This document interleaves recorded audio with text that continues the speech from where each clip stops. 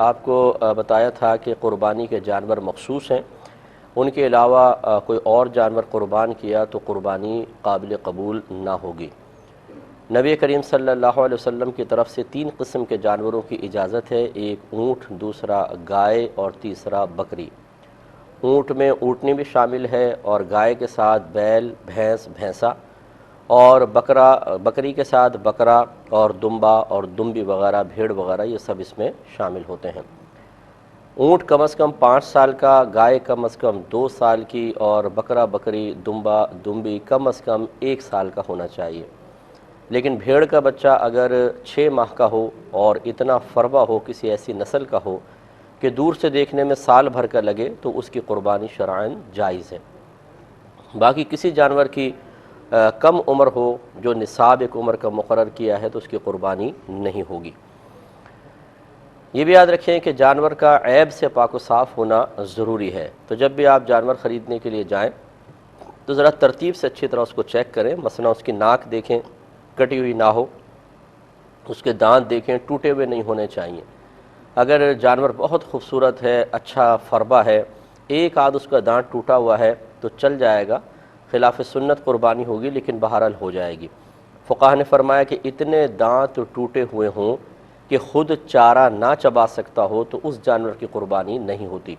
इसका मतलब है 1-2 दांत अगर टूटे हों तो क़ुरबानी हो जाएगी, लेकिन खिलाफ सुन्नत है। तो कोशिश तो ये होनी चाहिए कि तमाम दांत मुकम्मल हों, लेकिन फिर भी अगर एक आध टूटा हुआ है तो कोई बात नहीं। इसी तरह ज़बान को चेक करें, कटी हुई नहीं होनी चाहिए। आँखों को चेक करें, दोनों आँखें बिल्कुल सही होनी चाहिए। अगर काड़ा बकरा हो कि एक आँख है एक नहीं, या अंधा बकरा है, तो इसकी क़ुरबानी नहीं होगी। तो ज़रा थोड़ा सा उसकी इस तरह आँख के करीब ला के यूँ करें, अगर वो आँख बंद करता है तो इसका मतलब है कि इसकी आँख ठीक है। वरना हमारे यहाँ तो माशाल्लाह एक से एक मास्टर लोग हैं, क़ुरबानी ये बकरे की आँखें बाज़ औक़ात ज़ाया हो जाती हैं और उसमें नकली आँख फ़िट की होती है, तो ये पता चल जाएगा अगर नकली होगी तो हरकत नहीं करेगा, चाहे आप कितनी आँख के करीब करें। तो ये ज़रूर चेक कर लिया करें, बाज़ औक़ात धोखा हो जाता है। कानों का मसला ये है कि अगर किसी जानवर के पैदाइशी कान ना हो तो ये एक ऐब है, उसकी क़ुरबानी नहीं हो सकती। हाँ, बड़े छोटे से कोई फ़र्क नहीं पड़ता। बाज़ बकरे ऐसे होते हैं जो छोटी नस्ल के होते हैं, उनके टेडी बकरे शायद कहते हैं, छोटे छोटे से कान होते हैं, तो कोई मसला नहीं है, बहुत लंबे कान हों या छोटे हों, दोनों चल जाएंगे। लेकिन मुकम्मल तौर पर अगर पैदाइशी तौर पर नहीं है तो फिर नहीं होगी। और अगर कान हैं और कटे हुए हैं तो उसमें देखा जाएगा अगर कान इतना कटा है कि 1/3 या उससे ज़्यादा, तो इसकी क़ुरबानी नहीं होती है। मिसाल के तौर पे 3 इंच का कान है और 1 इंच कटा हुआ है, तो ये 1/3 1/3 जो है वो कटा हुआ कहलाएगा, या इससे ज़्यादा है तो इसकी क़ुरबानी नहीं होगी। लिहाजा इससे कम कटा हुआ है तो हो जाएगी।